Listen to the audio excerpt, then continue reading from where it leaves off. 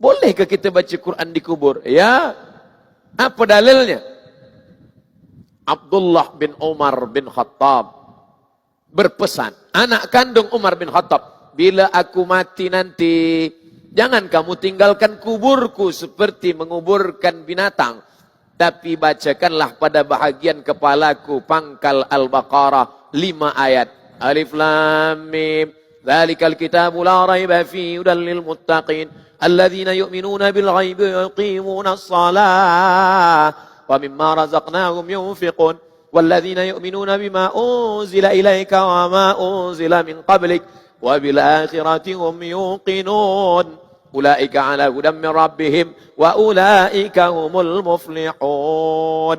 Pada bagian kaki bacakanlah ujung Al-Baqarah 3 ayat. Tengok dalam kitab Ruh yang ditulis oleh Imam Ibnu Qayyim Al-Jauziyah, murid daripada Imam Ibnu Taimiyah. Artinya amalan membacakan Al-Quran itu pun dilakukan oleh sahabat Nabi.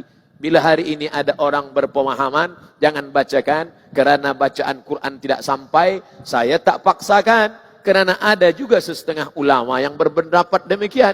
Tapi saya ikut yang meyakini pahala bacaan Quran untuk orang meninggal dunia sampai. Bila ada orang menentang saya, Ustaz Abdul Somad, menurut saya bacaan Quran itu tidak sampai, saya tak marah. Saya cukup tanya saja nama dia. Nama awak siapa? Untuk apa? Bila awak mati nanti saya kirimkan. Bila tak sampai, cepat-cepat bagi tahu. Sebab kita tak boleh paksakan pendapat kita pada orang lain. Sedangkan salam sampai, bila kita lalu di makam, jangan mulut diam saja. Apa yang kita ucapkan bila lalu di makam? Assalamualaikum ya ala diyar minal mu'minin wa inna insyaallahu bikum lahiqun yarhamullahul mustaqdimin wal mustakhirin nas'alullah lana wa lakumul afiyah. Panjang Ustaz, ya, itu bacaannya. Tapi kami selama ini baca pendek saja. Assalamualaikum ya alal kubur. Jadilah daripada tidak sama sekali.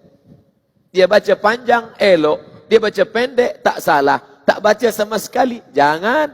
Kita doakan. Bila kita doakan orang hidup, Assalamualaikum, selamat rumahmu, selamat anak ahli keluargamu, selamat duniamu. Dia masih hidup. Untuk apa kita ucapkan salam pada orang yang meninggal dunia? Assalamualaikum ya ahlal kubur.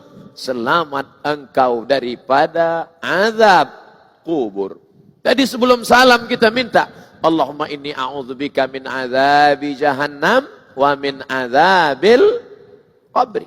Binatang mendengar, makanya kadang anjing lama berhenti. Maaf, ayam lama berhenti di kubur. Seperti keheranan mendengarkan teriakan azab kubur. Apa kata Nabi SAW? Kalau kamu boleh mendengar yang aku dengar, mungkin kamu akan pengsan dan mati. Bayangkan kalau kita boleh mendengar apa yang dia dengar.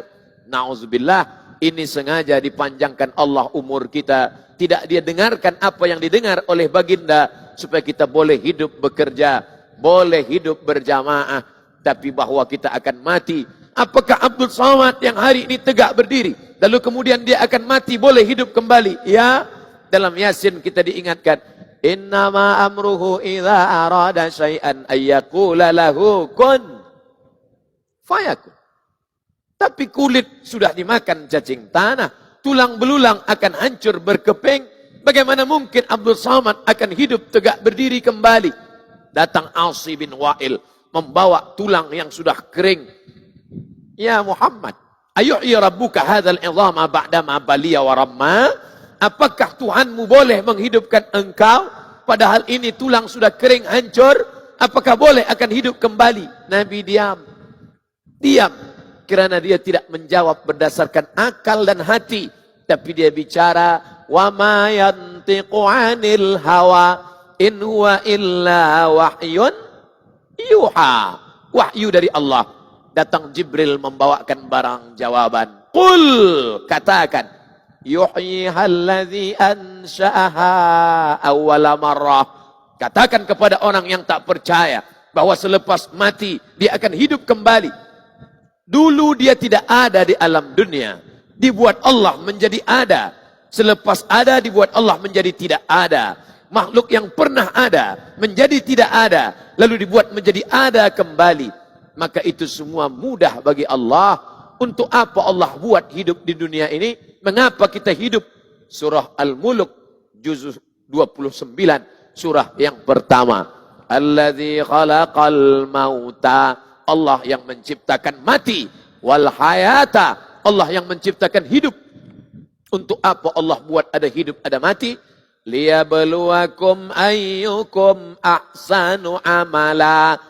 Karena Allah ingin bahwa manusia itu yang paling baik, ahsanu amala, yang paling baik amalnya.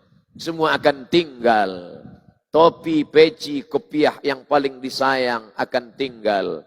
Jubah yang malam ini didapat pun akan tinggal. Selama ini Ustaz Abdul Somad bagi tazkirah pakai baju putih saja. Tapi malam ini orang akan tonton. Oh, handsome-nya kata dia. Di mana nih Ustaz? Di Pulau Pinang lah. Di mana lagi? Itu baju dari mana? Dari TYT. Kehormatan, kemuliaan, kebanggaan. Tapi sampai masanya semua akan engkau tinggalkan, wahai Abdul Somad. Yang akan engkau bawa mana? Illalladzina amanu, iman. Wa amilus salihat, dan amal saleh. Siapa yang mengajarkan kita tentang ini? Al-Quran. Kalaulah Al-Quran tidak turun, kita tidak tahu kita sedang di mana dan apa yang akan kita bawa menghadap Allah Subhanahu wa taala. Kita hidup di atas tanah, jalan sana, jalan sini, tazkirah sana, tazkirah sini. Semalam di Perak, sebelumnya di Kelantan, hari ini di Pulau Pinang. Esok akan pergi ke Kedah. Lepas dari Kedah ke Negeri Sembilan. Dari Negeri Sembilan akan kembali ke Riau, Sumatera. Selepas itu pula akan sampai bila berhenti ini? Sampai malaikat maut mencabut nyawa. Fa'idha faraghta fansab. Bila engkau selesai daripada suatu aktiviti, jangan berhenti. Ketika engkau berhenti, berarti engkau mati. Oleh sebab itu maka selagi hayat dikandung badan, sekali ruh masih ada dalam jasad, maka kita tak pernah berhenti beramal. Orang beriman itu pandangan matanya ibadah, pendengaran telinganya ibadah, langkah kakinya ibadah, hayunan tangannya ibadah, minumnya ibadah, makannya ibadah, tidurnya pun ibadah. Tapi kalau boleh janganlah tidur sekarang. Sebab banyak juga orang dia jawab, dia semua ada jawaban. Waktu masa Ustaz Abdul Somad bagi tazkirah tadi, kenapa awak tidur? Tidur pun ibadah.